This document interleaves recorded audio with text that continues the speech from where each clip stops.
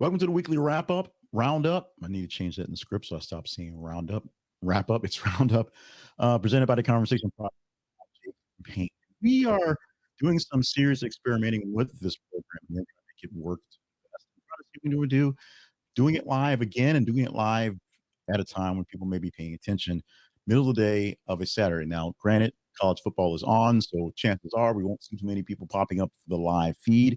We're broadcasting live to Facebook, to X, and to YouTube right now. But if you are, we'd love you to join in and join in the chat. I have my glasses on today to see what's in front of me. And if you want to chat along and ask questions about what we do and ask questions and chat along with the stories, feel free to. Also, gives me a chance to poke the bear a bit and ask for super chats and super stickers, things like that, just in case you're out there wanting to help contribute to this show.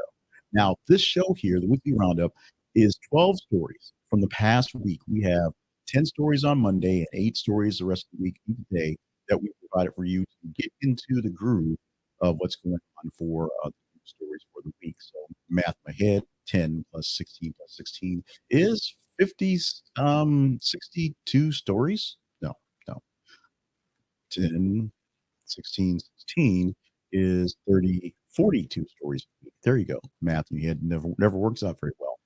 But that gives enough time to vamp to get some people a chance to join in on the phone for the live feed. So it works like that. So of the 42 stories you posted in the things you might not have heard newsletter and for the podcast, these are 12 stories that basically stuck out best to me throughout the week.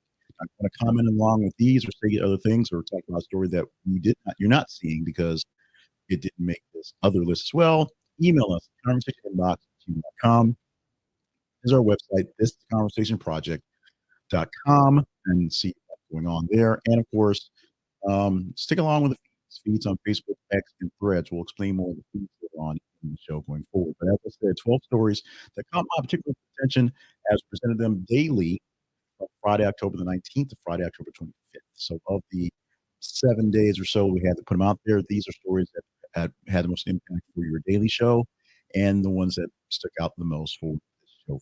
Now, let's get into these stories back and forth. Like I said, this is experimental, so we're not expecting many people to show up, especially since there's a great college football going on right now, which I've been watching football if this.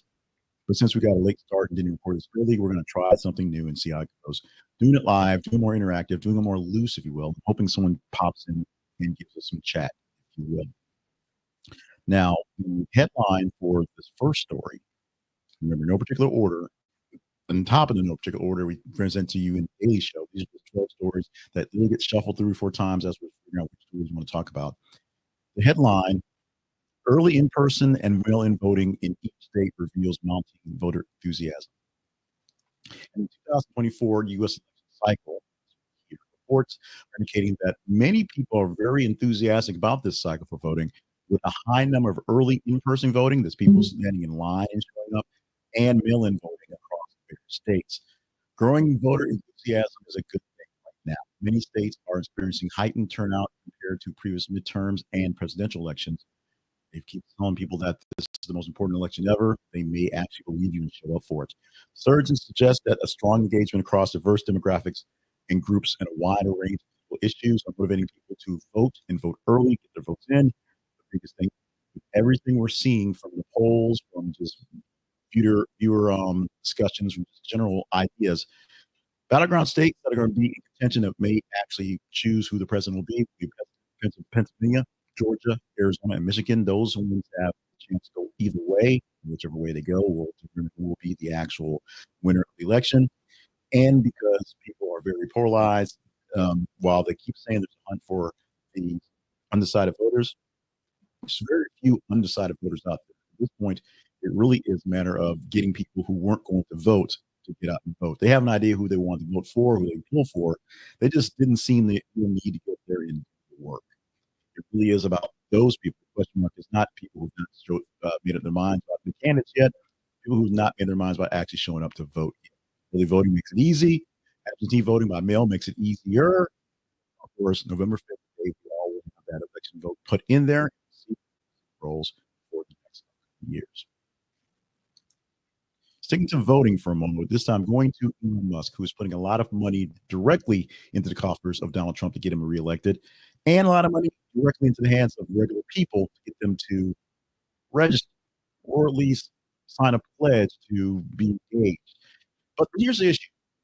The $1 million swing state voter lottery falls into a legal gray area that Musk has put this up for. Many experts are saying this, so it's not been put to jail yet. But the America PAC, run by Elon Musk, has initiated a daily $1 million lottery for registered voters. But the voters had to be in swing states. They had to sign a petition supporting the First Amendment and Second Amendments. It didn't tell them how to vote per se, but they had to be registered voters. If you want to register a voter, that was your choice to go do that. If you're not a supporter of the First and Second Amendment, essentially trying to do the blanket basic questions for conservatives, that would mean lean less towards whatever. Now, no one's actually checked the status of how people lean on these things, other than the fact that they were registered voters. But Elon Musk gave away $1 million every day up until Wednesday. On Wednesday or maybe Thursday, but that was the day where he got the letters from the FCC, basically saying this might not be great. You might want to pull back. As far as you know, someone won those. It just was not announced out loud to the world, and we've got to check $1 million. This is money coming out of technically Musk's pocket, but it's really coming out of the PAC, the Political Action Committee, that is funding Donald Trump in his actions and funding for more voter stuff. The rules around political action committees, because they aren't supposed to be coordinating with the candidates, they can spend their money on whatever they want to help get people out there to do things. So Musk can do this as long as Trump doesn't know he's doing it. Obviously, he knows because he has eyes. That he agreed to do this for the campaign. He's doing it because he has Trump that's outside the campaign. Maybe.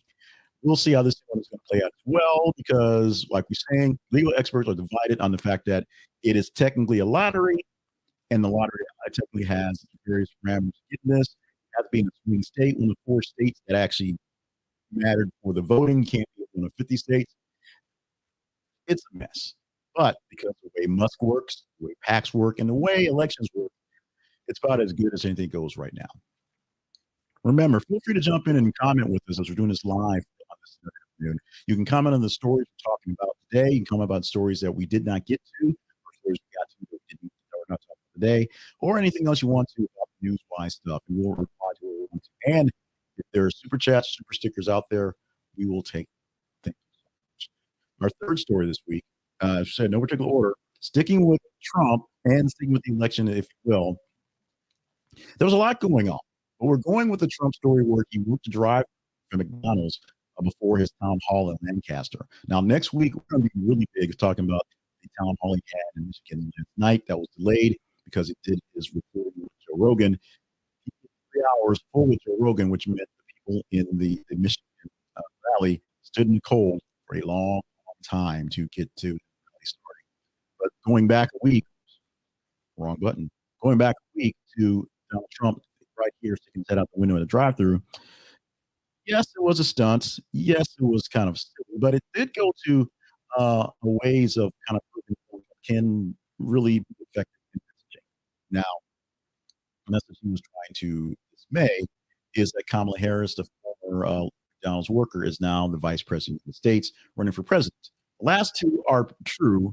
The one at the beginning, Trump's like, well, there's no really proof she did that. She just sort of said that. She sort of made it up. So I'm walking to McDonald's and want to work here because I want to be president, but I never worked for McDonald's before. So it'd be kind of cool. Can I work the fry station? And so in a closed off McDonald's, because they're not letting these random people hang out at McDonald's with the president, Donald Trump went behind the counter, did some fries, and then stuck his head outside the drive-thru window to hand out orders. Now, the orders were also set up or at least screened by Secret Service. They were like random people drive, just see Donald Trump's head out the window. So it was there. It was a stunt. It was kind of silly. It was effective to a point, but it also marked a lot of things that were happening the last week with Donald Trump, missing some appointments and then making up other ones, including the very last stop with Joe Rogan on yesterday. Rumors had it that Rogan's people were working with Kamala Harris's people to get it on there. She didn't make it. Trump did. Apparently, it was a hoot of an interview. I mentioned go through it yet, but we will see as people break it down all weekend long. We went live late last this morning. Record this on Saturday morning, Saturday afternoon. But We're not talking about that. I'm not sure why. I'm not no why I'm rambling about that one. We're talking about the Trump trip to McDonald's and how some people laughed it up as kind of a silly little thing that was fun to watch. Some people didn't quite understand what was going on, as it was pretty obvious that it was all stuff. It wasn't just hanging out at some random McDonald's. McDonald's says they don't endorse any candidate. They also have not exactly put out wallpaper saying that Kamala Harris worked from here to here as well. Part of their point to not endorse either candidate. Let's move on to the headline we had that was a Forbes this week. And this was one that we thought we had an actual ending to because on Wednesday, the vote went in. We talked about the vote having on Wednesday, going to basically take the thing go away. Wednesday night, we found out they did not take it. 64% of the union did not vote in favor of this proposal. So that means they're still on strike. They being a lot of people, over 30,000 people, are still on strike after 6 weeks. They were going to get this proposal about 35% wage increase over 4 years, and the union wanted more.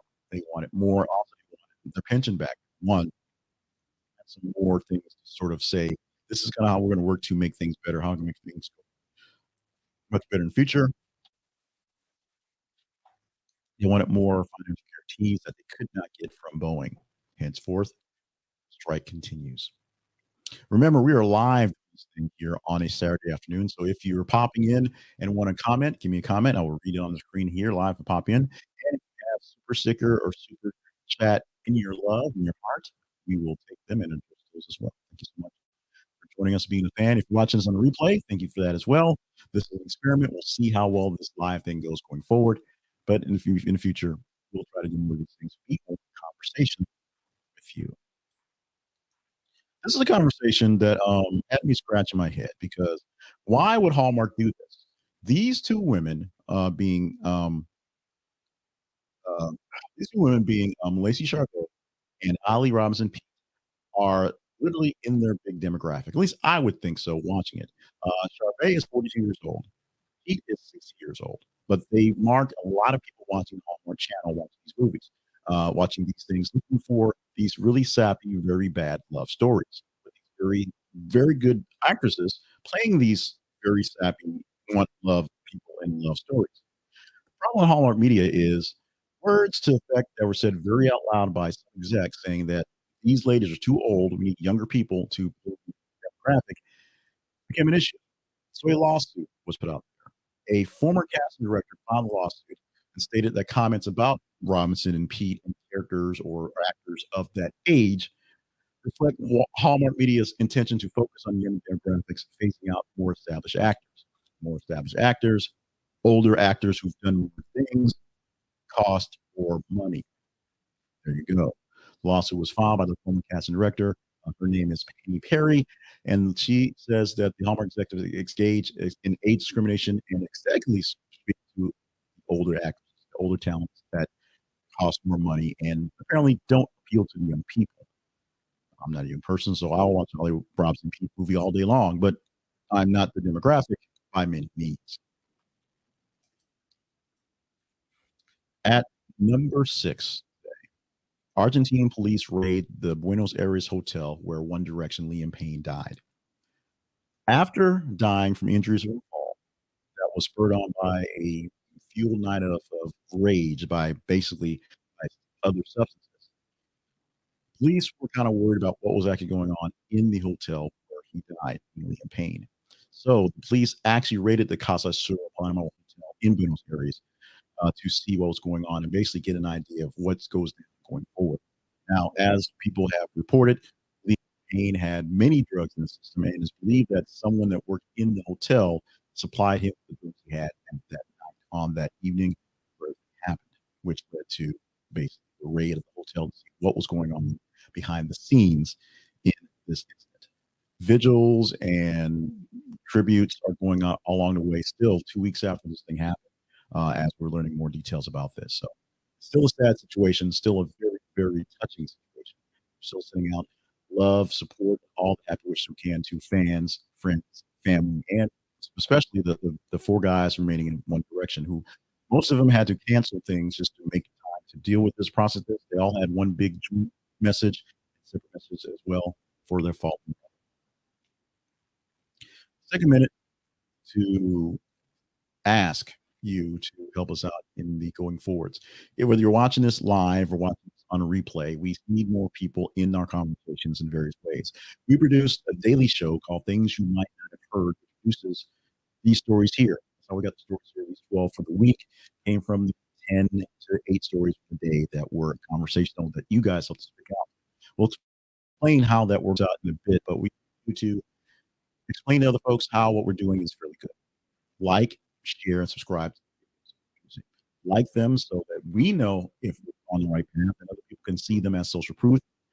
Share them with other folks you think would love to watch these things, whether live or on replay, and subscribe to the feeds so you get these stories in your proper feeds. Whether you're watching us live on Facebook, YouTube, or X, you can get that in your feed. And if you don't want to watch it live, you can see that it's there. So when time comes up, you can go back and review from the news or reviewed from the news we reviewed throughout the week. Up for review, the DA is recommending resentencing of the Mendez brothers for the 1989 slaying of their parents. Los Angeles District Attorney George Gascon, hope I got that right, has recommended that a resentencing happen for Eric and Lau Menendez. They've been serving life sentences without parole from the 1989 murders of their parents. Now, this move is coming amid new evidence and public scrutiny that has reemerged due to recent media attention. Two movies on Netflix, one a documentary, one a docudrama, and people are sort of docudrama, I mean, dramedy. Some people are calling it dramedy. But the office for Gascon is considering a potential impact of alleging that the abuse by their father, which is now being more known and more prominent, is what led to them being murdered, and not so much because they wanted money. Now, how Jose Menendez treated the brothers and maybe some other members of the people he managed, he was a radio exec, I mean, a media exec, record company exec that actually also did bad things to other members that he was supposed to manage. With this new information coming to light, they're believing that they can get a new sentence or a lighter sentence or something like that. They've been in jail since like like 94 or something like that. So been in jail for almost 30 years. We will see a lighter sentence, or they'll keep it exactly how it is going forward. Remember, if you want to comment on any of the stories we're presenting here today, just drop it in the comments. We will read them along the lines and see what's going on in. Or you want to drop a line about any story that you saw this week, or you thought you should have seen this week, let us know. We'll comment here on the live feed. If you're watching, this makes any sense. But if you're jumping in live, comment on the news articles. We'll have some fun doing this live. You see if this thing will format will last for a bit. The story we have listed as number 8 this week, 8 out of 12 that we are replaying. It's headline: WNBA will lose $40 million this season, and its NBA investors are growing impatient. We've actually had a couple of stories all season long about we've had a lot of stories all season long about the popularity of the WNBA, and a few stories about how just because it's popular doesn't mean it's going to be profitable. Now, this year, they're going to lose about $40 million. They actually expected to lose $50 million earlier in the season. They only lost 40, so they lost 10 million less than they thought they're going to. That's great. That's awesome. That's really, really good thing. Here's the problem. Still lost $40 million, and for the almost 30 years this league's been existing, it's 27. I don't have notes directly. The WBA money, which is something expected, and it's been propped up by owners, and the NBA has people funding the bill, footing the bill, keeping things going, literally having things go forward. And right now, there's an issue with the collective bargaining agreement for the union that are the women who played in WNBA, which is right now suspended. So they have to renegotiate some sort of contract before they go back to playing, or there'll be lockouts and those things like that.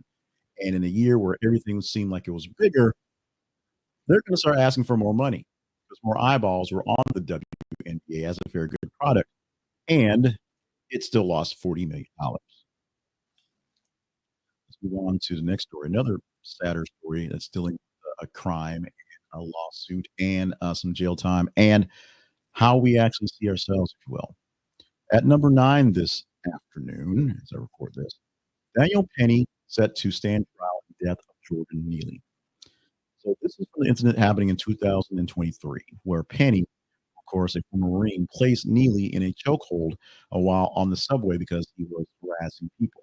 He ended up killing him in the process, and so the issue is, was this self-defense? A guy that was on the subway, he was just trying to keep everyone safe, or was he just overstepping his bounds, vigilante justice, if you will, in this killing? Because no one's denying that he died. But the charges set are second degree manslaughter and criminal neglect, homicide, very serious charges.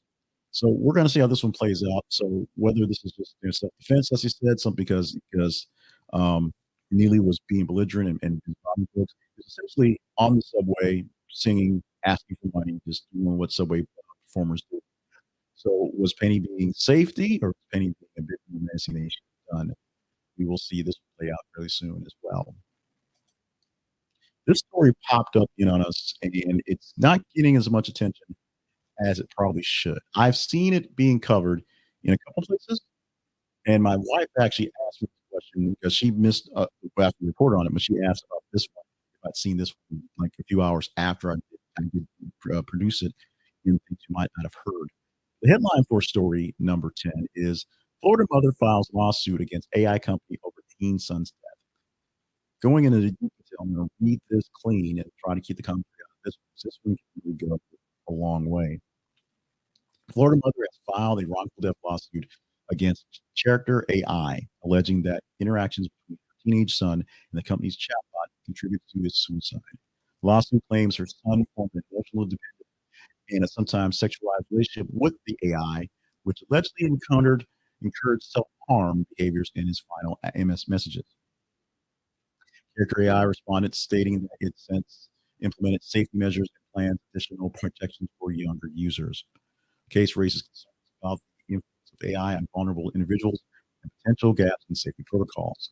As someone who has tested some of the limits of these things, because it's my job and the technology I work with, I can tell you AI chatbots are kind of cool to the point where they really are kind of lame, to the point where they really are kind of dangerous.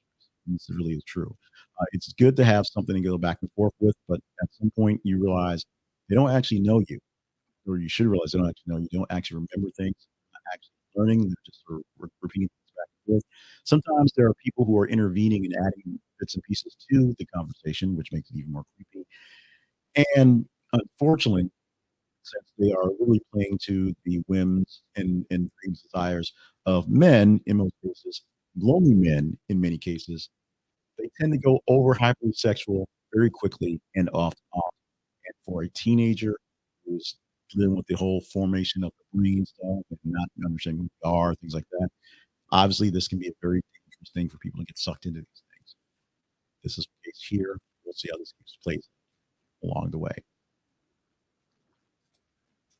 A lot of court cases. This one already played out, but being played in the actual final resolutions, Rudy Giuliani must give up control of election items and Manhattan Department to Georgia election workers.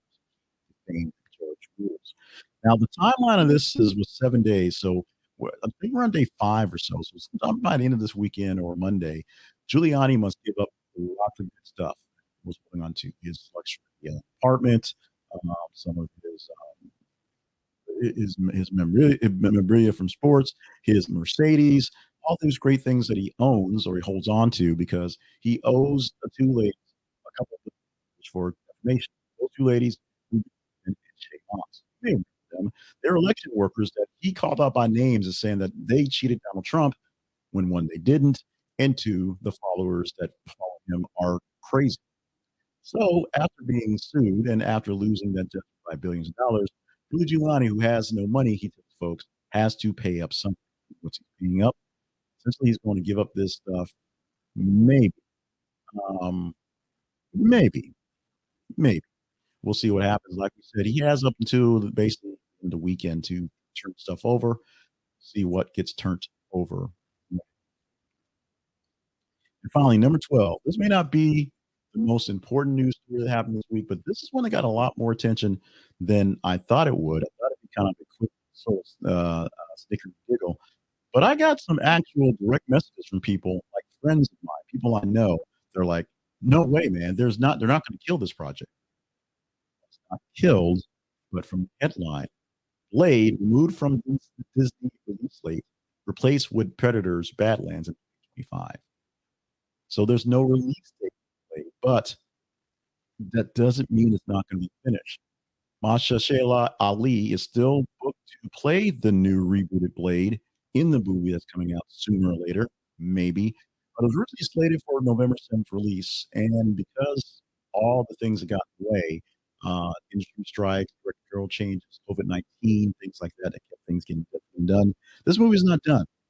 So a movie that is done or will be done by time of the release is Predator Back, which is actually coming off of the very, very good showing from the prequel sequel, Prey, which was on Hulu 2 years ago, where it went to the perspective of a young woman, a young Native American woman, where the predator went back. Well, the predator went to Earth well before the actual first predator happened with Arnold Schwarzenegger, and the young Indian woman was able to defeat the predator and go forward. In fact, it actually, because we think these ways, did a circle of life and made some things that were Easter eggs, more or less, in the first two movies.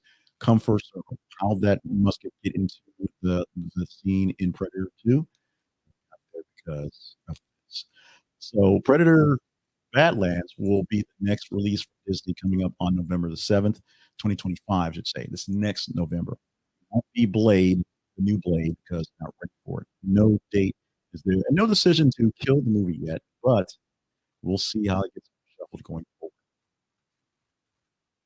The second one, we talk about our sponsor, Ground News. Ground News is it's this really so many things we see about Ground News. Ground News is revolutionary because it makes you think about the news that you are receiving, news you're seeing. Biased news cannot be just flat out biased when you check the ground news. One-sided stories get other sides, or you find out if there actually are one side or not.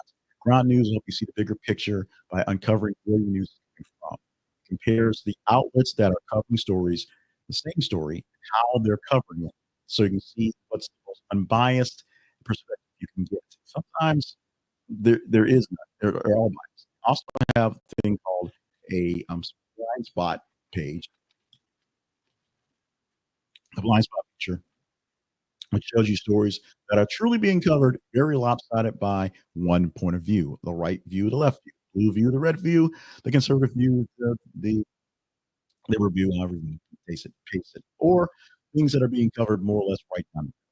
And we want you to check this thing out because we know you're here. You're a news nerd. You want to get the stories and quick stories that aren't getting covered by many places, and the real deal, the real dear dirt stories. Use our affiliate link for Ground News. This is a conversationproject.com/ground news. This is a conversationproject.com/ground news. You can get on this great thing for less than $10 a month, get great features and great insights on what stories being covered. Not just this story covered by New York Times, this story covered by 12 different sources. Three of them lean right, two of them lean left, and everyone else more or less independent. You can see how stories are actually being covered or what stories you might be missing because of your bubble of your own by using Ground News. $10 a month gives you all the news and plus some. So check it out. Use our link to help us out. It's a link, so if you use the link, we get a small commission for you joining and paying that first month subscription. This is conversationproject.com/ground news. Conversation Project lives online at this conversationproject.com. That's online home where you'll hear many calls to action in a moment, but basically you can find replays of all of our videos here. You can find links to all our sources for our audio podcast, for our newsletter that's email, for all the places you can find videos. Here, we talked about the partnerships. We'll talk about partnerships page in a moment. We'll talk about the sponsorships. We have other sponsorships at our sponsor page. We have partners, which will explain in a moment on how you can help us directly fund things. And you can just kind of play along what's going on. That's a lot of calls to action. The biggest ones, which we'll explain in a moment, is following us on our feeds and emailing us with your story ideas or your ideas on production or just general chit chat. The more you email us and tell us how we're doing well or not well, and the more you follow the stories on the feeds and engage in those, which gives us the rank common stories to talk about, the better we can get things done. It's that simple. I'm doing this live and doing this with the hopes of it getting some engagement. No engagement this week, so we'll go with that one. So it's a little rough in the actual promo. The Conversation Project lives online at this conversationproject.com. So check it out and find out what's going on behind the scenes and sometimes in front of the scenes. We have direct partner funding by going to the website buymeacoffee.com/Jake, and you become a partner by clicking your level of coffee contributions. Buy me a coffee, by the way. So we're sticking with that theme. The cup of coffee version is a $5 a month donation coming from three people at the moment: Harold Braxton, Colby Green, and Eldon Kidd. We also have spare change person, Joy Winters, who's giving us $1 a month. $1 a month may not seem like much, but over time, 16 bucks a month does pay off things. It does. It helps. So anything you can give, what little you think you can offer us is a great thing for us. We will take very good care of your contributions. If you don't deem us worthy of partnership, consider checking out the sponsorships and buying some from our sponsors. Use those links for our affiliate buys. If you don't feel the need to do that, not up to that one, you don't have to do any of those things. Here are the things you can do to keep us going, keep us motivated. Once again, visit our website. This is theconversationproject.com. Email us with comments, concerns, and any sort of complaint you have to the conversation inbox at gmail.com. And follow us on our feed to give us some ideas of what we're talking about. Facebook.com/This is the Conversation Project and X.com/TH_conversation gives us real stats to look at. We have our threads page. It doesn't really contribute very much other than looking and see, oh, wow, that's interesting. But it's not contributing as much as the other two, so we'll skip. We need you to follow us on our feeds, engage in the stories, tell us what stories are worthy of talking about. Like them, love them, hate them, share them, click on them, read them, engage in these stories, and we give you the best ones we find to present. On Mondays, we present from you 10 stories from the top 30 stories of the weekend, with about 90 stories reduced from Friday to Monday morning. Tuesday through Friday, we'll give you 8 stories, the top 15 or so from the previous day, about 30 or so posted in a day. That's simple. And then from there, we give you this thing here, which out of the 42 stories that we post all week long, hopefully that month that number is correct. We'll pull 12 that sort of made the biggest impact going forward, and we can post you there. So the 12 stories here, 12 of the biggest stories in the week.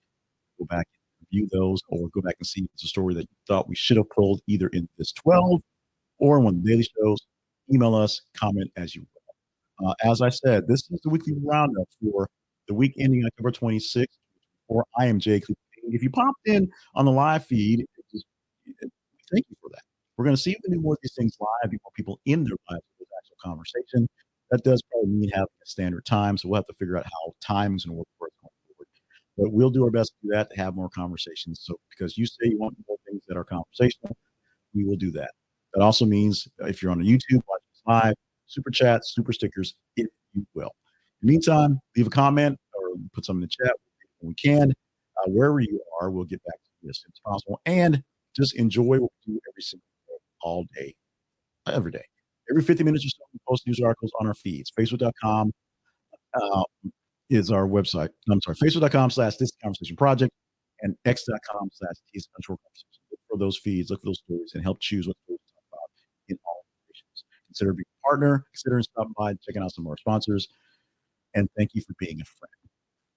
Sponsor for this one, Always Ground News. And I want to thank you so much for being grounded in the news, being news nerds that want to get more perspective, even if sometimes that perspective and my perspective is not one that you truly enjoy. So with all that said, thank you so much for being a part of the show today. Let us know how you watch us, why you watch us, and how well we're doing in endeavors. Good night. Good luck. We'll see you when we round up next weekend.